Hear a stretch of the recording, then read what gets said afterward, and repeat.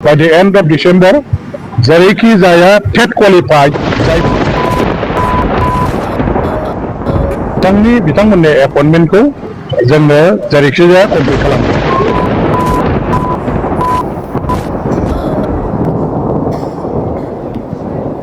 बे फुलफिल खालामजोबनाय गासैबो केन्डिडेटखौ जोङो डिसेम्बरनि गेजेराव एपइन्टमेन्ट होनानै कमप्लिट खालामनायनि उनाव सेकेन्डारि स्कुला थांनाय 2000 सननि 19 जानुवारि खालि बे सराइबिल ओनसोलनि नैबे हाग्रा जिङाव जोंनि बे ओनसोलनि माखासे शिक्षानि पक्षे जायफोर सांग्रां बै समनि समाजकर्मी दैदेनगिरि बिथांमोन दंमोन आरो बे ओनसोलनि आइ आफा रायजो राजाफोरनि सहयोगाव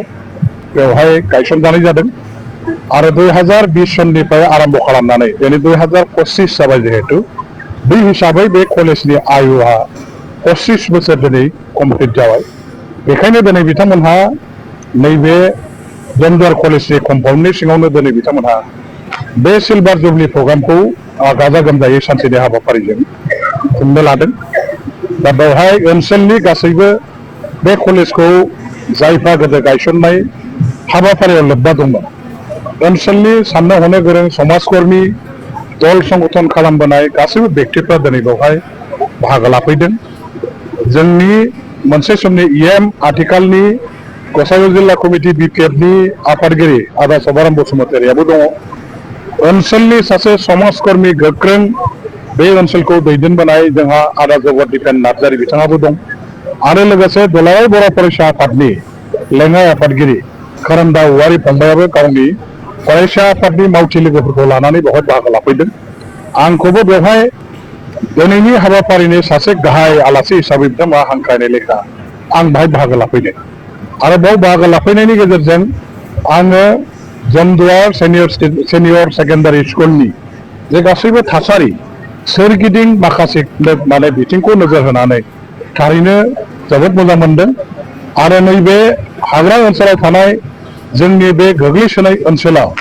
शिक्षानि मोनसे जौगाखांनायखौ लाबोनो थाखाय जे मोनसे बिप्लब हिसाबै बे समाव साननानै ओनसोलनि आइ आफा रायजो राजाफोरनि दैदेनगिरिफोरनि हेफाजाबाव बेवहाय जे बे कलेजखौ गायसननो आखायाव लादोंमोन बे थारैनो मोनसे गेबें आरो मोनसे गनायजाथाव थांखिमोन। बेजोंनो दिनै बेवहाय कलेज गायसननायनि उनाव जोंनि बे ओनसोलनि जोंनि गार्जेनफ्रा बिमा बिफाफ्रा गाव गावनि फिसा फिसौफोरखौ गथ'फोरखौ फरायसाफोरखौ बे कलेजाव फोरोंनायनि जे मोनसे खाबुखौ मोनदों। जेरै 25 बोसोराव बे जमदुवार सिनियर सेकेन्डारि स्कुल अर्थात जमदुवार कलेजा गोबां जोंनि माखासे मोजां मोजां फरायसाफोर बेनिफ्राय जोनोम होनानै बिथांमोनहा साफा साफा मोजां मोजां सुबुं हिसाबै दिनै सोरजिनो हादों।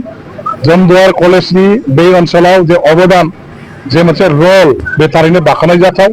खाथि खालायाव जोंहा गसाइगावनि बादै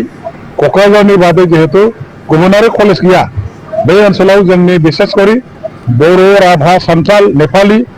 बेबायदि माखासे हारि माहारिनि मानसिफ्रा बांसिनै रायजो जादों। खाथियाव आरो एसे गोजानाव थांब्ला जोङो बेंगलि कमिउनिटिनि मानसि मुस्लिम कमिउनिटिनि मानसिफोर दङ बिथांमोनहाबो बे कलेजाव फैयो। दा बेवहाय जायफोर दिनै फरायसाफोर दं खोब मोनसे सान्थि परिबेसाव फोरोंगिरिफोरनि बयनिबो गाहाम मोनसे अनसायनाय गाहाम मोनसे दिथायाव थानानै बिथांमोनहा फरायनाय लिरनायखौ खालामबाय थादों। बे कलेजनि गासैबो फोरोंगिरिफ्रा गोबां खस्थ'नि गेजेरजों गोबां जारला जन्थ्रणानि गेजेरजों बिथांमोनहा बेवहाय दिनैहाय जोंनि फरायसाफोरखौ फोरोंगासिनो दं कलेजखौ हमथागासिनो दं आरो फोरोंगिरि हिसाबै जेखिनि मावनांगौ दं फोरोंगिरिनि दायित्व कर्तब्य बिथांमोनहा मोजाङै पालन खालामदों। बे कलेजखौ दिनै प्रभिन्सियेलाइज खालामनांगौनि थाखाय माखासे हाबाफारि लानानै दं। आसाम गभर्नमेन्टआव 10टा कलेजजों लोगोसे जमदुवार कलेजाबो दंफायो खिन्थु दासिमहालागै बेखौ एसअपिडिआव सोनानै बेनि बेनिफिटखौ होनो थाखाय आसाम गभर्नमेन्टआव जे मोनसे केबिनेटआव एप्रुभाल लानांगौ दंमोन बे दासिमबो जानाय जायाखै। बेखौ आङो आसाम गभर्नमेन्टनि जोंनिनो गाहाय चिफ मिनिस्टार बिथांजों रायज्लायनानै एडुकेसननि सासे इएम जाबाय जिहेतु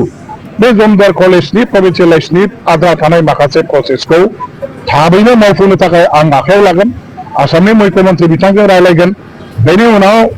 जोंहा जमदुवार कलेजखौ मोनसे कलेज प्रभिन्सियेलाइजेसन एक्टनि आन्दाराव लाबोनांगौनि थाखाय जों स्पेशल मोनसे कनसिडारेशनाव ट्राइबेल एरिया एडुकेशन डेभेलपमेन्टनि मोनसे बिथिंखौ नोजोर होनानै जाहाथे आसाम गभर्नमेन्टआ बेवहाय मोनसे स्पेशल एक्टनि गेजेरजों जमदुवार कलेजजों लोगोसे 10टा कलेज आरो जेसेबां कलेजफोर दं बे कलेजफोरखौ कमार्शियेलाइज खालामनानै जाहाथे बेबस्था लायो बेनि थाखाय थाबैनो आं आसाम गभर्नमेन्टजों सावरायगोन आङो दा जोंनि अफिसारफोरनिफ्राय ब्रिफिं लागासिनो दं बबे कलेजनि अबस्था माबायदि बबे high school ME school LP स्कुलनि अबस्था माबायदि प्रभिन्सियेलाइज जानांगौनि जोंहा नाम्बार्स अफ स्कुल्सफ्रा बेसेबां दं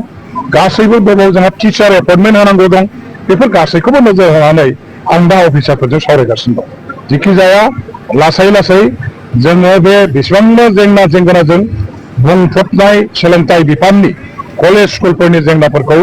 बोस्रांनो थाखाय जोङो एसे सम लागोन आरो बेनि थाखाय हाबाफारि लागोन आं मोनफ्रोमबो दल संगठन फोरोंगिरि फरायसा आफादफोर गासैखौबो खावलायगोन बिथांमोनहा जाहाथे सरकारखौ मदद होयो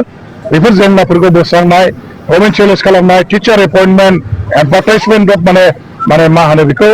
प्रसेस अफ एपइन्टमेन्ट गासैखौबो मावफुंनायनि थाखाय जोंनो मोनसे टाइम पिरियड नांगोन आरो दल संगठनफ्रा जोंखौ सहाय खालामनांगोन बेखिनिखौ आं खावलायहरबाय बे बिथिंखौ नोजोर होनानै आं खोब सिरियासै लादों आरो बाय December by the and of December जेरैखि जाया टेट क्वालिफाइड जायफोर जोंनि जेनुइन स्टुडेन्ट माबाफोर दङ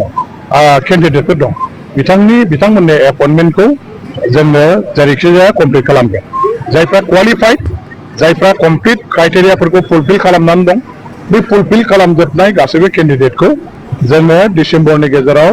एपइन्टमेन्ट होनानै कमप्लिट खालामनायनि मोनसे माने मोनसे एसेसमेन्ट खालामदों मोनसे माने मा होनो परिकल्पनाजों जों दा खामानि मावनो जों स्टार्ट खालामदों बेनि थाखाय थाबैनो मोनसे स्क्रुटिनि कमिटि बानायनानै सोरनि माबायदि कन्डिसन क्राइटेरिया दङ बेफोरखौ नायनो थाखाय आङो मोनसे कमिटि बानायगोन आरो बे कमिटिनि रिपर्ट मथे जोङो डिसेम्बरनि गेजेराव बे टेट पास जानाय केन्डिडेटफोरखौ एपइन्टमेन्टखौ होजोबनो थाखाय सेस्था खालामगोन